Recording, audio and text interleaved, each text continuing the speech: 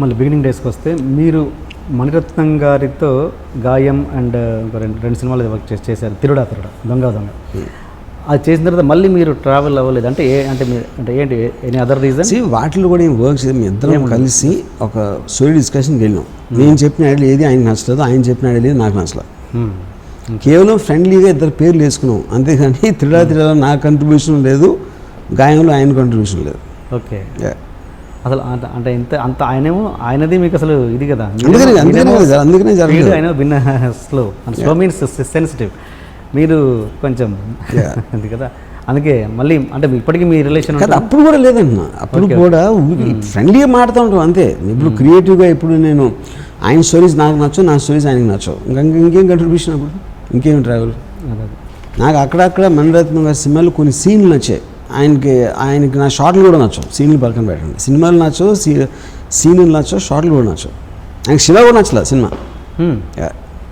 Okay, మీకు ఆయనలో నచ్చిన సినిమాలు ఏంటి? ఏదో కొన్ని పాటలు అక్కడక్కడ, some songs I like and some. మీకు నచ్చిన డైరెక్టర్ అండి ఇప్పుడు ప్రజెంట్ డైరెక్టర్స్లో? యాక్చువల్లీ నాకు ఫారిన్ ఫిల్మ్స్ ఎక్కువ, తెలుగు అసలు నేను చూడను సినిమా.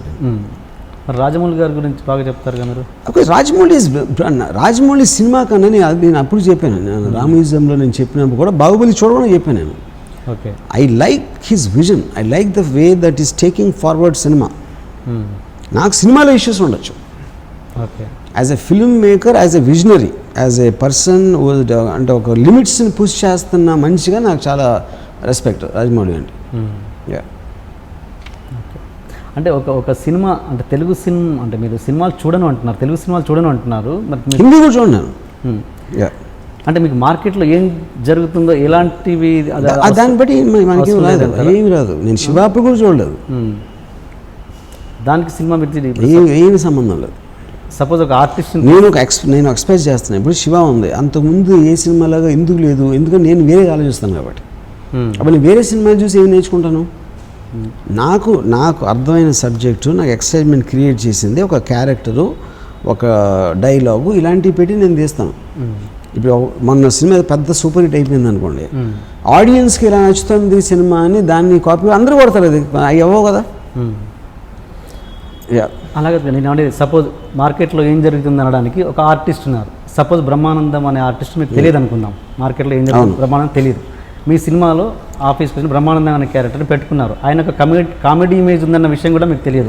అది ఆఫ్ కోర్స్ నేను ఏ డెసిషన్ తీసుకున్నా తన పాస్ట్ ఏంటి బ్యాక్గ్రౌండ్ నేను స్టడీ చేస్తాను, ఆ సీన్స్ చూస్తాను, నేను అదే అడుగుతున్నాను, అది చూస్తాను. అదే మీరండి ఇంతకుముందు బర్త్డే గురించి మాట్లాడడం, మీరు అమ్మాయిలది ఫోటోలు దిగడం, అదని కాదు చాలా విషయాల్లో మీరు ఇప్పుడు దేవుని గురించి నెగిటివ్గా మాట్లాడడం అనేది, ఇలాంటి వాటి వల్ల మీరు యూత్కి ఎలాంటి సంకేతాలను ఇస్తున్నారు? అసలు యూత్కి అంటే ఒక పెద్ద మనిషి సంఘంలో ఒక పెద్ద స్థాయి ఉన్న వ్యక్తి ఏం మాట్లాడినా కొంత జాగ్రత్తగా మాట్లాడిన అవసరం.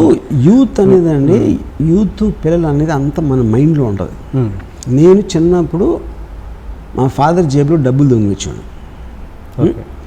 పిల్లలు ఇన్నోసెంట్, వాళ్ళకి ఏమీ తెలియదు, అది పెద్ద మూర్ఖత్వం. ఫస్ట్ ఆఫ్ ఆల్ నేను మా అమ్మ హోంవర్క్ చేయాలంటే మా అమ్మ మీద కోపం వచ్చింది నాకు. ఎవరైనా చచ్చిపోయి స్కూల్ హాలిడే ఇస్తే బాగుండేది అనుకునేవాడిని. అప్పుడు నేను ఇన్నోసెంట్ ఏంటి అంటే నేను ఒక్కడనే అలా అనుకుంటాను, వేరే వాళ్ళు అనుకోరాని అది మీకు తెలియాల్సిన విషయం, వేరే వాళ్ళు. తర్వాత టీనేజ్ వచ్చినప్పుడు లేకపోతే యూత్ ఉన్నప్పుడు మా ఏజ్లో అంటే మా టైంలో కూడా వీ ఆల్ నో ఎవ్రీథింగ్. ప్రతి ఒక్కడికి అది ఇండిపెండెంట్ అభిప్రాయం ఉంటుంది. ఇవాళ ఉన్న సోషల్ మీడియా దాంట్లో యూత్ అనేది సెపరేట్గా ఎవడో ఇన్ని నేర్చుకుంటారు అనుకుంటే అంతకన్నా బుద్ధితో కూడా ఉండదు. They all know everything what they want to do. Okay, ఇంకోటి చెప్తే తప్పితే వద్దు బాబు బాగా చదువుకోండి అని చెప్తే వినటానికి ఎవ్వడు లేడు అక్కడ, భాషను పట్టేసుకుని కూర్చుని వినటానికి. All the youth know much more than the elders. అంటే ఒక ఇమేజ్ ఉన్న వ్యక్తి ఒక మాట మాట్లాడితే ఏమి ఉండదు, ఎవరు వినరు. నేను విన్నానా 20 years బ్యాక్ నేను వినలేదు, ఇప్పుడు ఎవరు వింటారు చెప్పండి అసలు. అంటే ఆ టైంలో ఏంటి అట్లీస్ట్ మాకు మా ఫాదరో మదరో టీచరో ఇలాంటి 4-5 సోర్సెస్ తప్పిస్తే వేరే విధంగా ఇన్ఫర్మేషన్ రావడానికి ఛాన్స్ లేదు.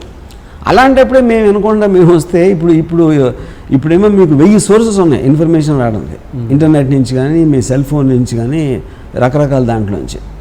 మీ నంబర్ ఆఫ్ సోర్సెస్ పెరిగిన కొద్దీ మీకు ఇండిపెండెన్స్ పెరిగిపోతాయి. ఇట్స్ వెరీ వెరీ రిలేటెడ్ అది. సో మీరు ఏ మాట చెప్పినా నమ్మొద్దు యూత్ ఇంతే, ఏ మాట చెప్పినా మిమ్మల్ని ఫాలో అయ్యాల్సిన అవసరం లేదని. ఎవరు దట్స్ వై ఐమ్ సేయింగ్. ఒకవేళ ఎవరైనా ఉంటే ఇంకా అలాంటి వాళ్ళు గొర్రెల మందాళ్ళు అంతే.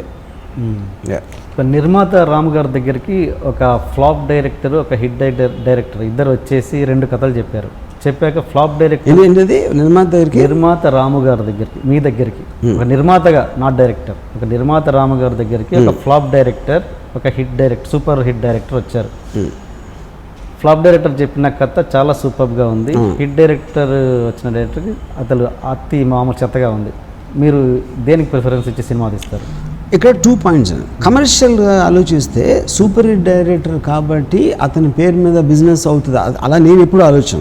I'm just giving a thought process.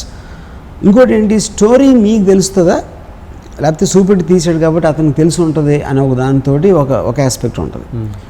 పర్సనల్గా నా యాటిట్యూడ్, ఎందుకంటే నేను ఎప్పుడు ప్రొడ్యూసర్గా ఆలోచన.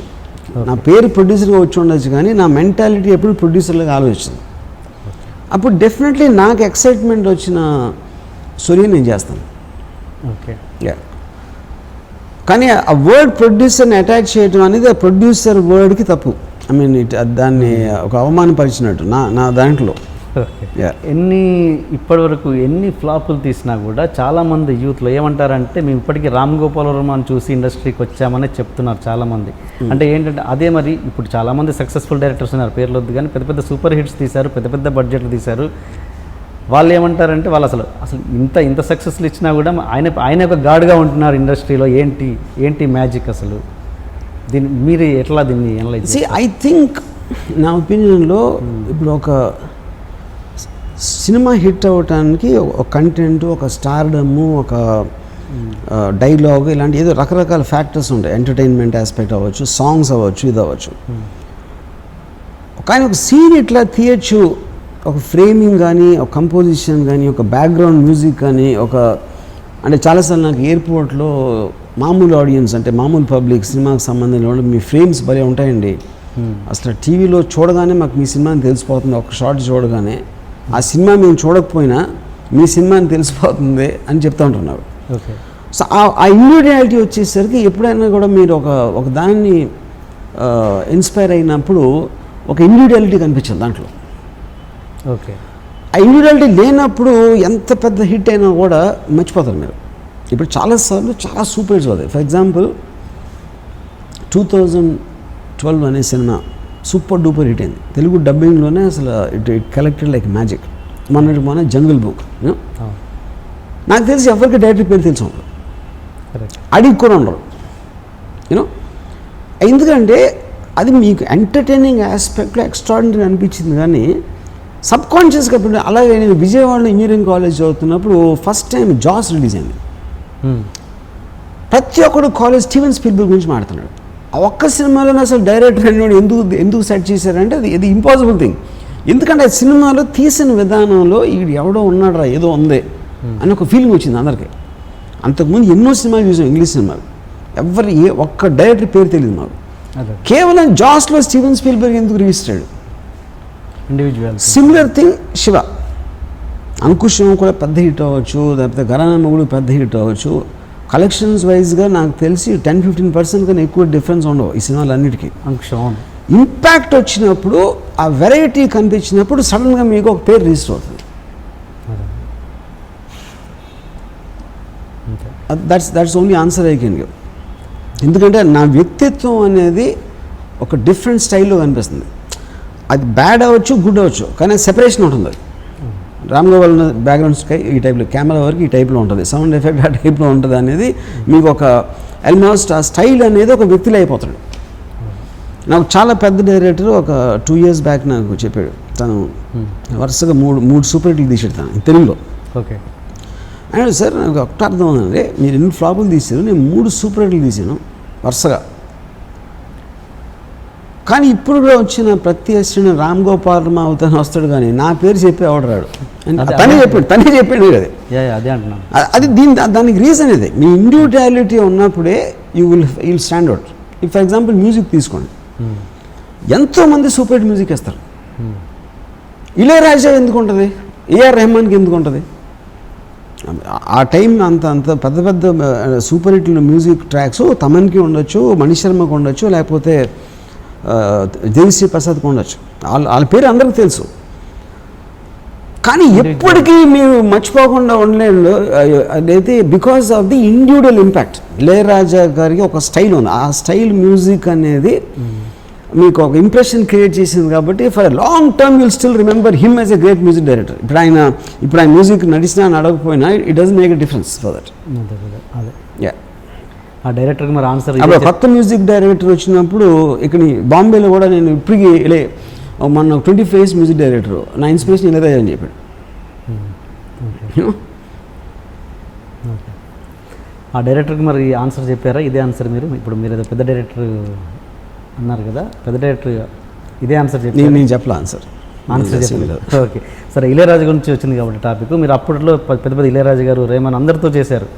అంటే ఇప్పుడు చేయకపోవడానికి ఏంటి? చిన్న చిన్న టెక్నీషియన్లు పెట్టుకోవడానికి కారణం బడ్జెట్? ఇప్పుడు ఫస్ట్ ఆఫ్ ఆల్ ఒక చాలా పెద్ద మూర్ఖత్వం ఏంటంటే పెద్ద టెక్నీషియన్ తీసుకోవడానికి బడ్జెట్కి సంబంధం లేదు.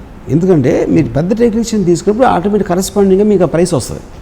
అదే దాని బడ్జెట్కి సంబంధం లేదు. అది పెద్ద యాక్టరు, పెద్ద టెక్నీషియను ఎప్పుడు బడ్జెట్ మూలాన్ని తీసుకోపోవడం అనేది జరగదు. అది చాలామందికి అర్థం కాదు. అది ఓకే, మీరు పెద్ద హీరోని తీసుకుని అనుకోండి, అతను మీరు ఎంత ఇస్తే మీకు సేల్ వాల్యూ కూడా అంతే వస్తుంది. రేమాన్ని తీసుకుంటే మీకు ఆడియో కంపెనీ నుంచి రేమాన్కి ఎంత ఇచ్చారో అంత వస్తుంది. So that is not the point. మరి ఎందుకు మీరు నాకున్న స్పీడ్ ఆఫ్ థింకింగ్లో, నాకున్న ఒక అండర్స్టాండింగ్లో I believe that I don't need them. ఎందుకంటే నేను తీసే సినిమాలో అలాంటి మ్యూజిక్ అవసరం లేదు. Same thing goes to cameraman. Amit రాయ్కి నేను సర్కార్లో ₹1,00,000 ఇచ్చాను cameraman. Now is getting 2 crores. నేను 2 lakhs కూడా ఇవ్వను ఇప్పుడు. ఎందుకంటే అమిత్ రాయ్ని నేను 100 మందిని తేగలుగుతాను. అంటే నేను అమిత్ రాయ్ అంటే గొప్ప కెమెరామ్యాన్ అంటే పాయింట్ అది కాదు. కెమెరా నాలెడ్జ్ నాకుంది, ఏం చేస్తే వస్తుందని. వాళ్ళు ఇంపాక్టింగ్ అంటున్నారు, నేను ఎలా క్రియేట్ చేయాలి నాకు తెలుసు కాబట్టి I will do it in another way. కానీ మీరు ఒక ఇంటర్వ్యూలో చెప్పారు, నాకు లెన్స్ అంటే ఏంటో తెలియదు. తెలీదు నాకు లెన్సులు తెలీదు, నాకు ఐ డోంట్ టెక్నికల్ ఆస్పెక్ట్, నాకు మంచి టెక్నీషియన్ అంటారు కానీ టెక్నాలజీ గురించి నాకన్నా తక్కువ దేశం ఇవ్వలేడు. మరి ఎలా మీకున్న సెన్స్ ఏంటి? కంపోజిషన్ అంతే. నాని ఇలా చూస్తా, ఇది నాది, this is the light I want, నాకు ఇది కావాలి. అనగనగా ఒకరోజు సినిమాకి నేను గోపాల్ రెడ్డి అసిస్టెంట్ రసూల్. అప్పుడు ఓకే, రసూల్ని పిలిచి చేయమంటే రసూల్కి ఏదో నాగార్జున సినిమా ఏదో అప్పుడు ఆ డేట్స్ క్లాష్ అవుతున్నాయి. అప్పుడు సరే, ఆ తర్వాత ఒక still photographer, continuous still photographer పనిచేసాడు నా దగ్గర. ఆడ వచ్చి నన్ను కలవడానికి, నువ్వు చేస్తావా కెమెరా అన్న అంటే నేనేంటి సార్, మీకంతా కెమెరా ఉంది, ఫోకస్ పెడితే వస్తుంది, లైట్ బాగుందా లేదా కంటితో చూస్తే తెలుస్తుంది, అంతకని ఏంటి కెమెరా అన్న అంటే ట్రై చేస్తాను సార్ అన్నాడు. ఆయన పెట్టి తీసింది సినిమా అనగనగా ఒకరోజు. స్టిల్ ఫోటోగ్రాఫర్ మొత్తం ఆయన పెట్టి తీసేస్తే వంశీలందరికీ టెన్షన్. సార్ ఒకసారి రెస్ట్ చూద్దామని. రెస్ట్ ఏంటి, మనం తీసేది కదా వచ్చేది అక్కడ. ఒకటి. రెండోది ఫోకస్ ఫుల్ పెడుతున్నాడు. హ్యారీ కెమెరాకి ఒక ఫోకస్ పుల్ ఉంటాడు, ఆడ టేప్ ఏదో పెట్టి కొలిసి ఆడ ఫోకస్ పెడతాడు, కంటితో చూసేది వస్తుంది అక్కడ. మళ్ళీ నువ్వు ల్యాబ్లో ఏంటి చూసి తెలియ అయిపోయింది సినిమా. అంటే ఏముంది ఫోటోగ్రఫీ అని చెప్పారు. ఫోటోగ్రఫీ బాగుందా, ఊర్మిళ అందంగా ఉందా, అది కూడా తెలియదు డిఫరెన్స్. ఫోటోగ్రఫీ అనేది ఒక సమ్ టోటల్ ఎఫెక్ట్ ఉంటుంది. మీకు లొకేషను, అమ్మాయి ఎలా ఉంది లేకపోతే అబ్బాయి ఎలా ఉన్నాడు, వాళ్ళ మేకప్, కాస్ట్యూము, ఆర్ట్ డైరెక్షన్, ఇలాంటి రకరకాల ఇమేజెస్ అన్నీ కలిపి రికార్డ్ అవుతాయి కెమెరాలో. మీకు ఇమేజ్ నచ్చినప్పుడు ఫోటోగ్రఫీ కెమెరామెన్ ఏం చేస్తున్నా ఎట్ట తెలుస్తుంది ఎవరికైనా అసలు. సో బేసిక్ డిఓపి అనేది ఒక బిగ్ మిత్. అది ఇప్పుడు డైరెక్ట్గా సినిమాటోగ్రఫీ అంతకన్నా పెద్ద లై అనేది లేదు అసలు ఇండస్ట్రీలో.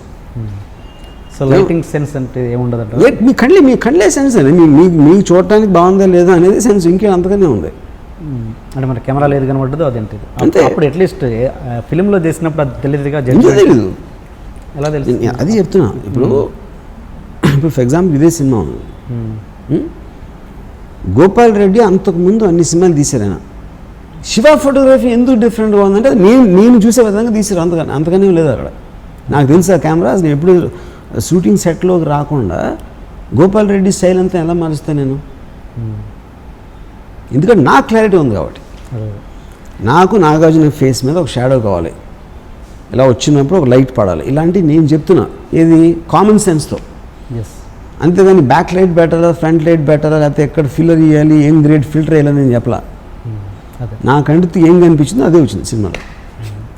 ఓకే, అంత సీనియర్ కెమెరామెన్తో మీరు వర్క్ చేసిన ఫస్ట్ టైం, మీరు ఫస్ట్ డైరెక్టర్ అప్పుడే, అప్పుడు ఏమన్నా మరి ఆయన థాట్స్కి మీకు క్లాషెస్ వచ్చాయా? ఎందుకంటే నేను అంత క్లియర్గా చెప్పగలిగాను. నేను ఇప్పుడు అంత గోపాల్ రెడ్డి గారు కూడా ఆ టైంలో చెప్పారు, ఇంత క్లారిటీగా నేను ఎప్పుడు ఏ డైరెక్టర్ నాకు చెప్పలేదు ఏం చేయాలి షార్ట్లో అని. ఎందుకంటే నేను ఆల్రెడీ నా మైండ్లో చూసాను ఇలా ఇలా ఉండాలి షార్ట్ అని. Okay okay, please subscribe to Please subscribe for more videos.